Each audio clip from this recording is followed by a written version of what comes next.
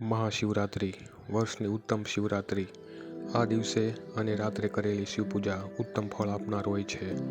શાસ્ત્રમાં વર્ણન મુજબ મહાશિવરાત્રિના રોજ 4 પ્રહરમાં કરવામાં આવેલી પૂજા ઉત્તમ ફળ આપતી હોય છે, પરંતુ સમય સંજોગ મુજબ મહાશિવરાત્રિ પર એકવાર શિવપૂજા તો કરવી જ જોઈએ. શિવપૂજા માટે વહેલી સવારે જાગી સ્નાન કરી ઘરે અથવા શિવ મંદિરે જઈ પૂજા કરવાનો સંકલ્પ કરવો. શિવપૂજાની શરૂઆત ગણેશ પૂજાથી હંમેશા પ્રથમ કરવી. ગણેશજીને સ્નાન કરાવી, દુર્વા, ફૂલ ચડાવવા, ધૂપ દીપ કરી ભોગ ધરાવવો. ત્યારબાદ શિવલિંગની પૂજાની શરૂઆત કરવી. સૌપ્રથમ શિવજીને વંદન કરી તાંબાના કળશમાં શુદ્ધ જળ એ પણ ઘરેથી લઈ જવું. આ જળથી શિવલિંગ પર જળાભિષેક કરવો. ત્યારબાદ પંચામૃતથી સ્નાન કરાવવું.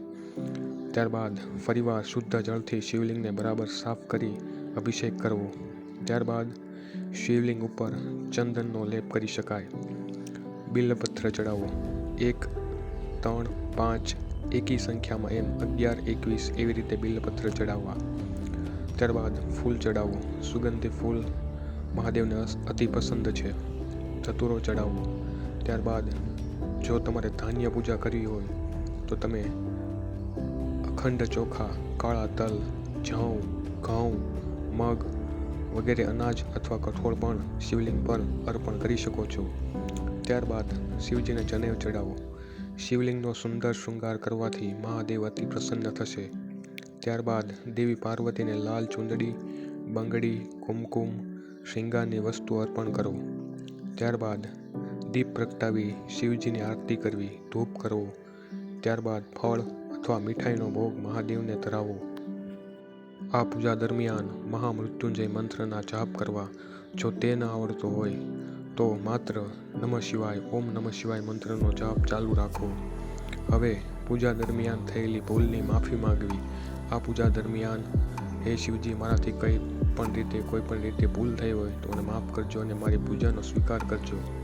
આવી રીતે ભગવાન શિવને માફી માંગવી અને વિનંતી કરવી. ત્યારબાદ મનની ઈચ્છા પૂર્તિ માટેની માંગ કરો.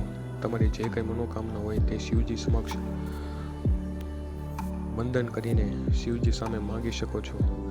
શિવશંકર મનોકામના પૂરી કરનારા છે. ત્યારબાદ બની શકે તો મહાશિવરાત્રિનું વ્રત કરવું, શિવ મંત્રના જાપ કરતા રહેવા અને પૂજા બાદ પોતાના માતા પિતાને વંદન કરવા. તો આ હતી મહાશિવરાત્રિ દરમિયાન કરવામાં આવતી શિવ પૂજાની સરળ વિધિ. આ કોઈ પણ લોકો કરી શકે છે.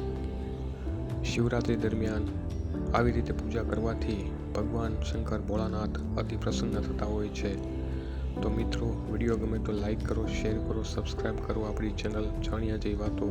અને હા, હવે થોડા દિવસોમાં શિવરાત્રિ આવી રહી છે, તો ભગવાન શિવની અચૂકથી પૂજા કરજો. મહાદેવ હંમેશા આપણી ઉપર પ્રસન્ન રહે એવી ભોળાનાથને પ્રાર્થના. અસ્તુ. હર હર મહાદેવ. જય શિવશંકર.